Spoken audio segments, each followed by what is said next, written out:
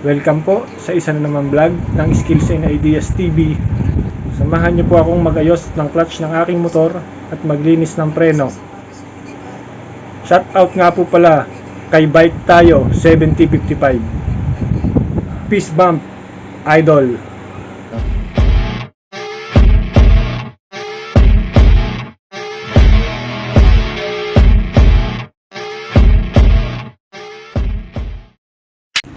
Ito na nga po at nagsimula na tayo.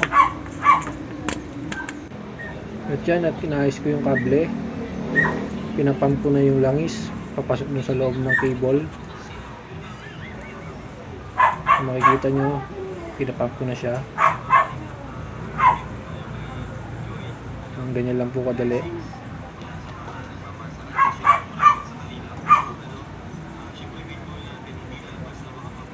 Yan, very easy lang.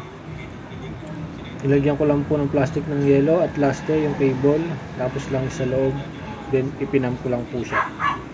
Ganyan lang po kasimple at kadali ang diskarte. Makikita nyo po, dumudulas na po yung pinaka-cable, ibig sabihin may langis na po yun sa loob. Ayan, pinamp ko pa po ulit para lumabas po yung mismong langis sa dulo ng cable. Yan po, kung mapapansin nyo, dumudulas na yan. Ganyan lang po ang diskarte. Pinakasimpleng paraan para mapasukan ng langis yung inyong clutch cable ng inyong motor. Yan, papakita ko na po dyan. Guys, tumagos na yung langis na nilagay ko. Ito yung kable ko sa clutch. Yan, nilagyan ko ng langis. Ganito pa para madaling bumalik yung clutch. Ito ang tamang discard. Pag nakaikabit mo na yan dyan, ihila-hilain mo lang ito hanggang tumagos yung langis. Ito, kita naman sa camera, tumagos na yung langis. Ganyan-ganyan mo lang. Okay.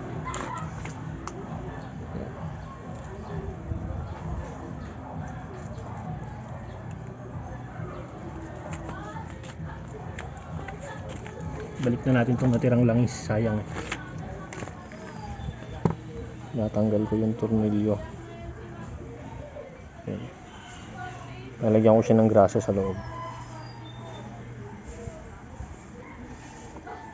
para madulas, kasi nag-stock up na siya. Ang hirap nga baklasin to.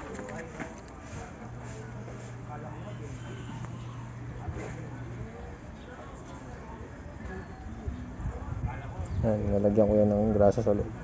Yan guys, oh. Nalagyan ko na yan ng grasa. What the fuck? Nalagyan ko rin ng konting used oil yan para sobrang dulas. I am the one, the way your son don't need.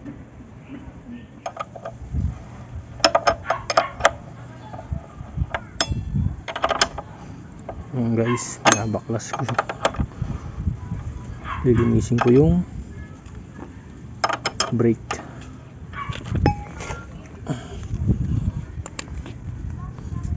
Kailangan ko palang kontrahin nung iikot din dito.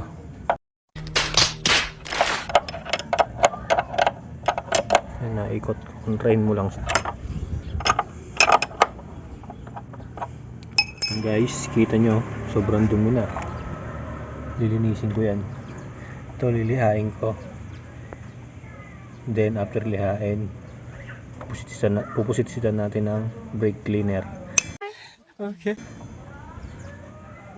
Linisin natin ang ating preno. Okay. Para sa ating araw-araw na biyahe, malakas ang ating preno. Okay. Guys, malinis na. Brinash ko lang muna yan at saka niliha ko. Tapos inisprayan ko ng brake cleaner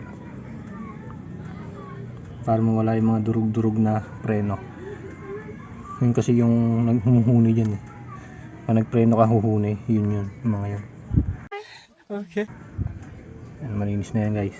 Tingnan nyo.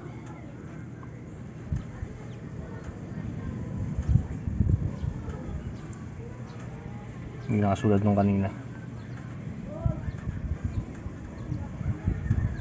Guys, malinis na.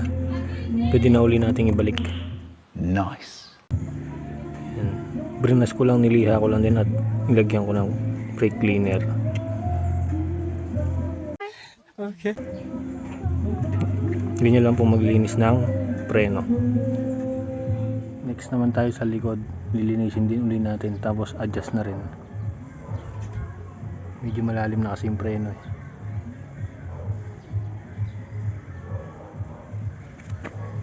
Yan, babaklasin ko yan. Let's go, start na tayo.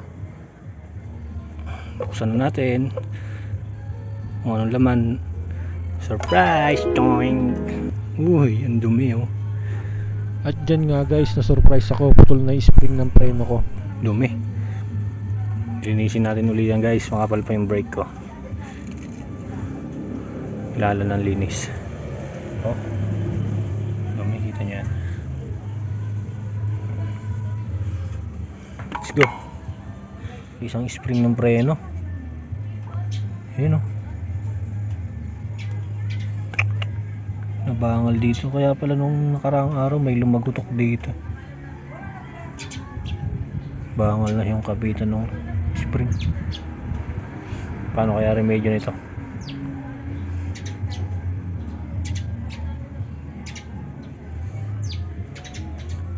Okay, gawa natin ang paraan. Tingnan natin kung ano magagawa natin.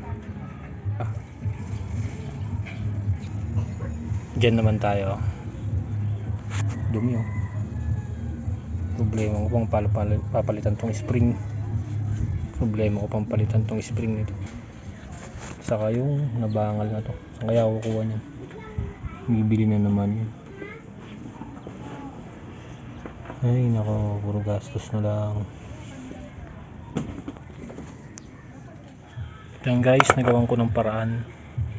Kung mapapansin nyo, magkaiba yung preno nya.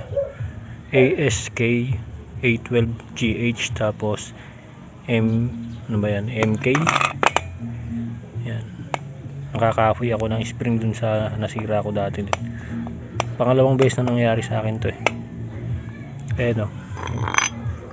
Nabangal. Dito ako kinahoy yung isang spring. So okay naman yan, gagana yan. Walang problema dyan. Sukat naman siya. Yan guys, pwede na yan. Nilinis ko na rin ang preno nyan. Lagyan pa natin ng brake cleaner